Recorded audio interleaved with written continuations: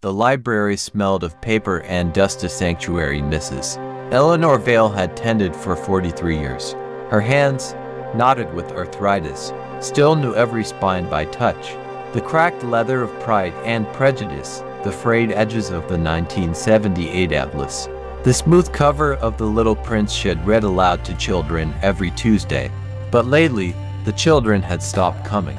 Budget cuts shuttered the story hour room, and the new digital catalog made her expertise feel obsolete. She noticed the boy first on a rain-slick Tuesday. 10 years old, shoulders hunched in a too large hoodie, head lingered by the biography section, tracing titles with a finger but never checking anything out. For weeks, she'd leave a bookmark on the shelf beside him, a pressed dandelion, a ribbon, a hand-drawn star, until one afternoon, he finally spoke.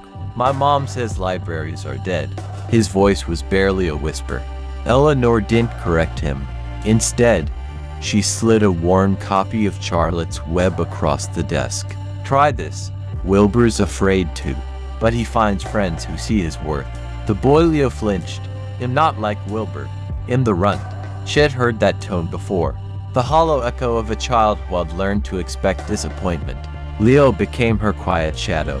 Had arrived after school, homework spread across a sunlit table while Eleanor reshelved books nearby. He never mentioned his father, or why his mother worked double shifts at the hospital, but Eleanor saw the way he'd pause at the parenting section, fingers hovering over the whole-brained child, before walking away. One day, she left it on his table with a sticky note, "For your mom, on me." He took it without a word, but his eyes stayed dry. Winter deepened. Leo's visits grew sporadic. Then, after a blizzard, he didn't come for 8 days. Eleanor's worry curdled into dread. She called the school that confirmed he'd transferred districts. "Family situation," the secretary said vaguely. Eleanor's chest tightened. She had failed him. Again. Years ago, she had lost her own son to a foster system that moved too fast.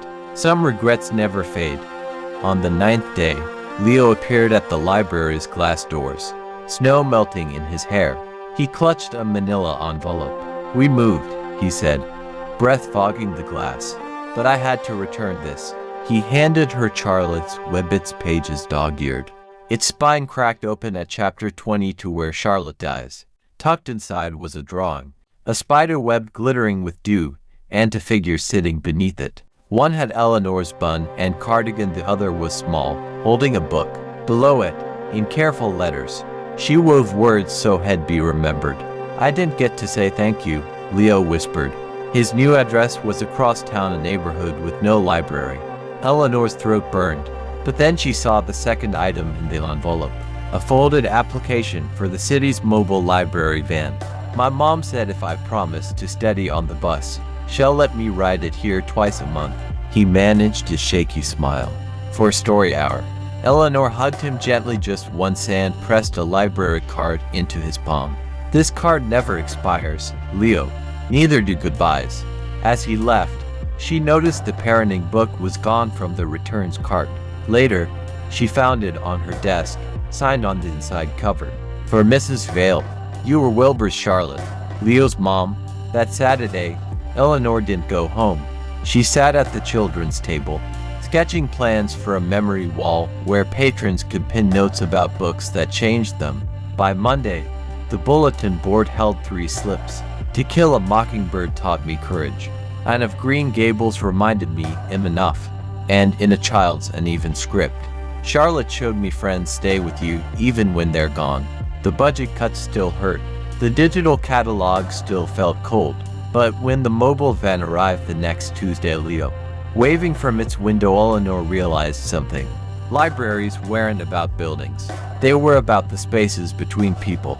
The next day, she emailed the city council. Her proposal was simple: train volunteers to turn bus stops into story corners. 3 months later, Leo sat on a bench near his new apartment, reading Matilda aloud to 2 wide-eyed girls, while Eleanor's voice echoed from a tablet propped beside him, a recording she had made just for him. As sunset painted the sky peach and lavender, Leo closed the book. One girl asked, "What happens after the story ends?" Leo thought of Eleanor's hands guiding his on the atlas, of Charlotte's words saved in Wilbur's heart. The story doesn't end, he said softly. It just finds new pages. Eleanor watched from across the street, tears warm on her cheeks. She had spent years fearing she was becoming obsolete, a relic like the card catalogs. But today, she saw the truth. Kindness is erased by time.